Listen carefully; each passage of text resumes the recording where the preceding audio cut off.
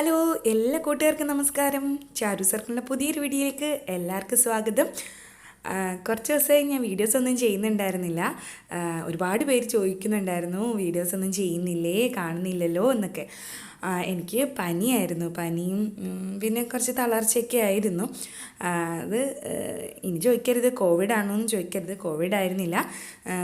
സാധാരണ ഒരു പനിയായിരുന്നു. കാറ്റടിച്ചിട്ട് എന്താ പറയുക, ചെവിയിലൊക്കെ കാറ്റടിച്ച് കഴിയുമ്പോൾ ഉണ്ടാകുന്ന ഒരു പനിയുണ്ടല്ലോ, അതായിരുന്നു എനിക്ക്. അപ്പോൾ അതൊക്കെ മാറി, സൗണ്ടൊന്നും വരുന്നുണ്ടായിരുന്നില്ല. അപ്പോൾ സൗണ്ടൊക്കെ വന്നു, ഇപ്പോൾ കുഴപ്പമൊന്നുമില്ല. ഇപ്പോൾ ഞാൻ വീണ്ടും വന്നിരിക്കുകയാണ്. വളരെ സിമ്പിളായിട്ട് പെട്ടെന്ന് തന്നെ ചെയ്തെടുക്കാൻ പറ്റുന്ന, പെയിൻറ്റിംഗ് ഒന്നും അറിയണമെന്നില്ല, ബ്രഷ് പിടിക്കണമെന്നില്ല, ഒന്നുമില്ല, പെട്ടെന്നായിട്ട് ചെയ്തെടുക്കാൻ പറ്റുന്ന ഒരു വീഡിയോ ആയിട്ടാണ് വന്നിരിക്കുന്നത് കേട്ടോ.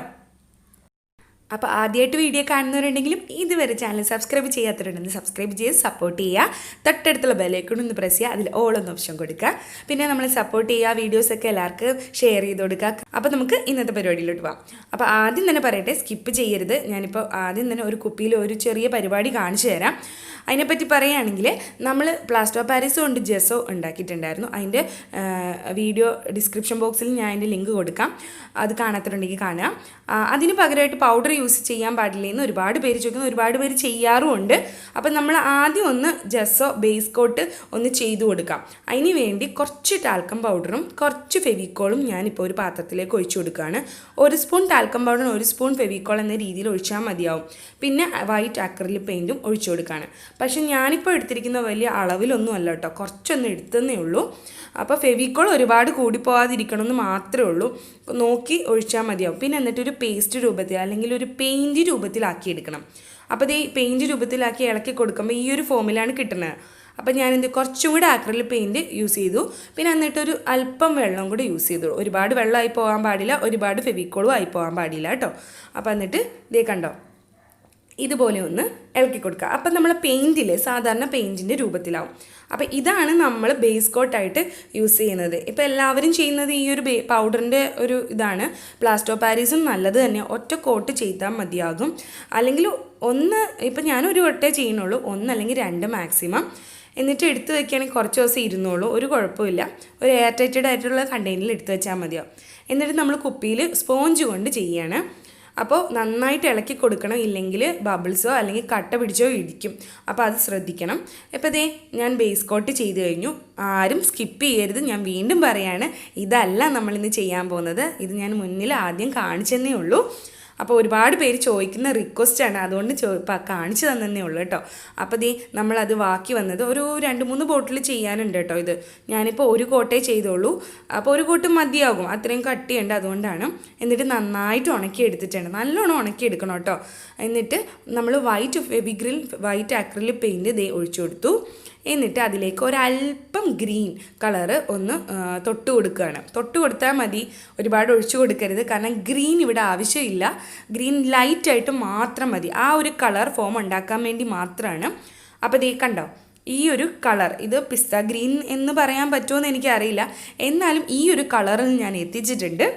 അപ്പോൾ ഞാനിവിടെ ഉണക്കി എടുത്ത് വെച്ചിട്ടുണ്ട്. നല്ല ഭംഗിയുണ്ട് ഈ കുപ്പിയിൽ ഈ കളറ്. അപ്പോൾ എനിക്കിഷ്ടമായി, എല്ലാവരും ചെയ്ത് നോക്കുക. നല്ലൊരു കളർ കോമ്പിനേഷൻ കേട്ടോ കുപ്പിയിൽ ഈ ഒരു ഭംഗി.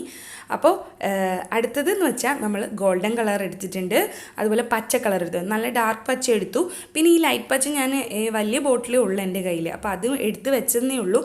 അത് എനിക്ക് തോന്നുന്നു അതിൻ്റെ ആവശ്യമില്ലയെന്ന് തോന്നുന്നു, കാരണം ചെറിയ പച്ചക്കളർ ആ ബോട്ടിലില്ലേ, അതാണ് എനിക്കിഷ്ടമായത്. അപ്പോൾ അത് വെച്ച് നമുക്ക് ചെയ്യാം, ബാക്കി നമുക്ക് നോക്കാം കേട്ടോ. അപ്പോൾ നമുക്ക് ഗോൾഡൻ കളർ ഒരു പാത്രത്തിലേക്ക് ഒഴിച്ചു കൊടുക്കാം. ഫെവിഗ്രിലിൻ്റെ അക്രിലിക് കളറാസാണ് ഇതും, ഗോൾഡന് മെറ്റാലിക് ഗോൾഡ് അത് എടുത്തിരിക്കുന്നത് കേട്ടോ. അപ്പോൾ കളർ കോമ്പിനേഷനൊക്കെ ഓരോരുത്തരുടെ ഇഷ്ടം അനുസരിച്ച് മാറ്റാം. അപ്പോൾ അത് എടുത്തിട്ടുണ്ട്. രണ്ടാമത് നമുക്ക് പച്ച കുറച്ചേ ഉള്ളൂ, അതെനിക്കൊന്ന് ഞാൻ കൈകൊണ്ട് തോണ്ടി എടുക്കേണ്ട വരുമെന്ന് എനിക്ക് തോന്നുന്നുണ്ട്, കാരണം തീരാറായിട്ടുണ്ട്. എടുത്തിട്ടുണ്ട്. ഈ പച്ചയാണ് ഈ ഒരു കുപ്പിക്ക് ഭംഗിയെന്ന് എനിക്ക് തോന്നി. നിങ്ങൾക്ക് കളർ കോമ്പിനേഷനൊക്കെ ഓരോരുത്തരുടെ ഇഷ്ടം അനുസരിച്ച് ചെയ്യാം കേട്ടോ. എന്നിട്ട് നമ്മളിന്ന് ചെയ്യാൻ പോകുന്നത് ഈ ഒരു ബ്രഷ് വെച്ചിട്ടാണ്. നമ്മൾ പല്ല് തേക്കുന്ന ബ്രഷൊക്കെ ഓരോരുത്തർ കളയാറുണ്ടല്ലോ പതിവ്. ഞാൻ നമ്മുടെ ക്രാഫ്റ്റ് മെറ്റീരിയൽ വീഡിയോയിൽ ഞാൻ 2 ബ്രഷ് എടുത്ത് വെച്ചിട്ടുണ്ട്, അതിൽ ഒരെണ്ണം കേട്ടോ എടുക്കുന്നത്. അപ്പോൾ അത് വെച്ചിട്ടാണ് ഇന്ന് നമ്മൾ പെയിൻറ്റ് ചെയ്യാൻ പോകുന്നത്. പെയിൻറ്റ് ചെയ്യാനായിട്ട് അറിയണമെന്നില്ല, ബ്രഷ് പിടിക്കണമെന്നില്ല, ഒന്നും വേണ്ട. നേരെ നമ്മളിപ്പോൾ അങ്ങോട്ട് വരച്ചു കൊടുക്കാൻ പോവാണേ. അപ്പോൾ കണ്ടോ, അപ്പോൾ ബ്രഷ് ഏതെങ്കിലും പല്ല് തേച്ച് കളയുന്ന ഏതെങ്കിലും ഒരു ബ്രഷ് എടുത്താൽ നല്ല വിടർന്ന ഒരു ബ്രഷ് എടുക്കുകയാണെങ്കിൽ യൂസ് ചെയ്ത ബ്രഷ് എടുക്കുകയാണെങ്കിൽ അത്രയും നല്ലത്.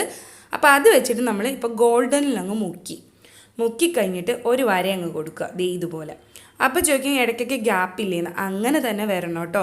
ആ ഗ്യാപ്പാണ് അതിൻ്റെ ഭംഗി. ഇങ്ങനെ തേച്ച് പിടിപ്പിക്കില്ലേ, ആ ഒരു രീതിയിൽ തേച്ച് അങ്ങ് പിടിപ്പിക്കുക. അപ്പോൾ ദേ ഇതുപോലെ അങ്ങ് തേച്ച് പിടിപ്പിച്ചു. അപ്പോൾ പെയിൻറ്റ് അവിടെ ഇവിടെയൊക്കെ ആയിട്ട് ഇങ്ങനെ തേച്ച് പിടിപ്പിച്ച് ആ ഒരു എഫക്റ്റ് വരും. അതിന് വേണ്ടി കേട്ടോ ഞാൻ ഇത് ചെയ്യുന്നത്. അപ്പോൾ കണ്ടോ, ഇതുപോലെ അങ്ങ് തേച്ച് പിടിപ്പിക്കുക.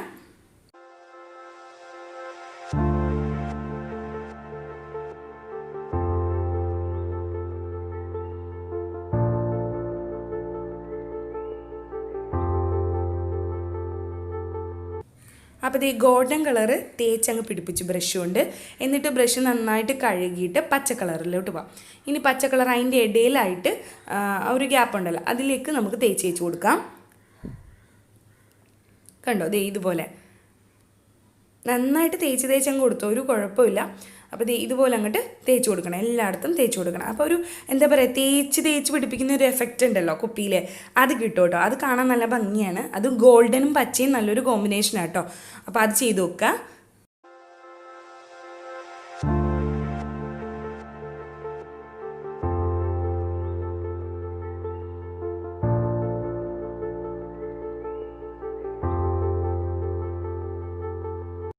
അപ്പോൾ എല്ലാവർക്കും ഇഷ്ടമായില്ലേ? വളരെ സിമ്പിളായിട്ട് ചെയ്യാൻ പറ്റുന്ന ഒരു പരിപാടിയല്ലേ? എല്ലാവരും ചെയ്തു നോക്കണം. വളരെ എളുപ്പമാണ്. ബ്രഷ് പിടിക്കാൻ അറിയണ്ട, പെയിൻറ്റ് ചെയ്യാൻ അറിയണ്ട, ഒന്നും ചെയ്യണ്ട. വെറുതെ ചെയ്തെടുക്കാൻ പറ്റുന്ന ഒരു ബോട്ടിൽ ആർട്ടാണ്. അപ്പോൾ എല്ലാവരും ചെയ്തു നോക്കുക. പുതിയ വീഡിയോ ആയിട്ട് വീണ്ടും കാണുന്നതായിരിക്കും. ടാറ്റാ.